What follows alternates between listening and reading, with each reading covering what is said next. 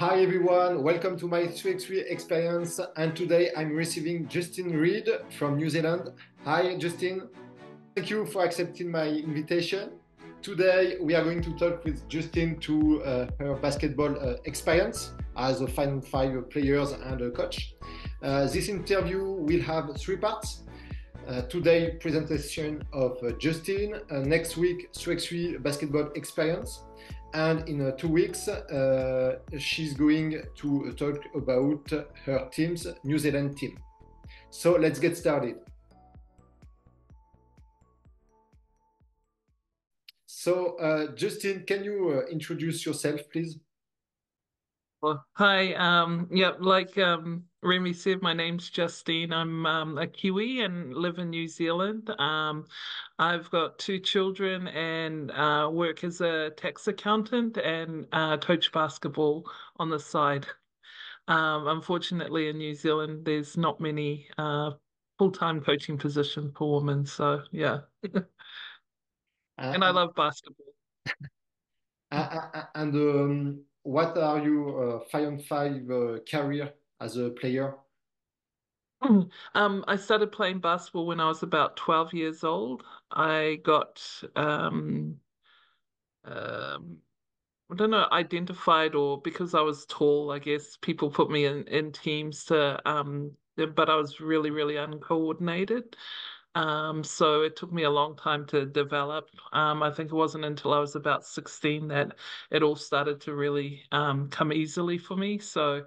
And after high school, I was fortunate to get a Division 1 basketball scholarship to attend University of San Diego.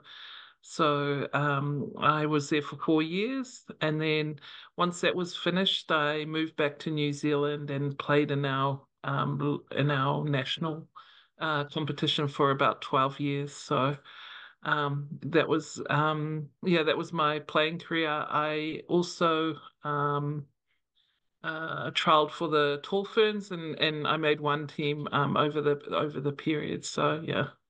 Okay, so you studied in the USA. Yes, I did. Yeah, 4 years I was over there. So yeah. Good experience when you are young. Yeah, it was pretty tough. I went over by myself. I didn't really know anyone, but I think the basketball and just the life there taught me a lot of kind of soft skills, like kind of independence, resilience, and mental toughness. And I think that helped when I started coaching. Just understanding what players go through, and how I might be able to help them with those challenges. Yeah. And have you ever played 3x3 basketball as a player?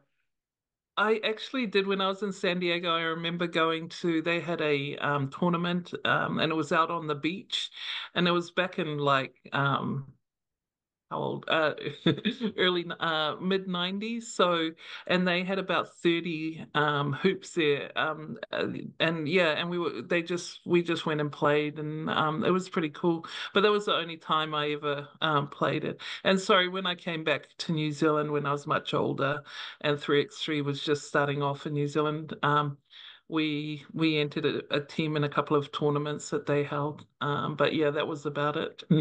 What kind of 5-on-5 player were you? I was, I guess, a traditional five or center. So, like, I wasn't allowed to touch the ball outside the keyhole, and I'd get yelled at by the coach if you tried to dribble it or shoot from outside. So, back to the basket, probably more defensively minded earlier on. So, and I was, I guess, I don't know, a pretty good shot blocker. So, that was probably where I did most of the damage, or like was wanted for teams, was for my defense. But yeah, and I think because I was a late developer, like I had to work hard to kind of develop the skills and stuff. So I think that helped me as well. And once my body caught up, I think, it just all came together really well for me. So yeah. Have you ever trained on 5-on-5 basketball team? Have you ever trained 5-on-5, or do you have a team on a 5-on-5 basketball? I actually started coaching 5-on-5. So, and I started when my daughter started playing, because there weren't many coaches that wanted to coach. So when she was under 11s, they asked me to come in and help the program out, and I just kind of progressed with that as I got more confident and as a coach. And I was given, opportunities to coach at rep level and high school level, and then and yeah, I think that really helped me to develop because it was a kind of not a safer developing level as opposed to going straight into high performance. So I think that gave me good grounding as a coach. You said you have two children, and the both I think play with Team New Zealand. Yes, they do. Yes, they do. Amazing! Yeah. It's amazing, isn't it? Sorry. It's amazing, isn't it?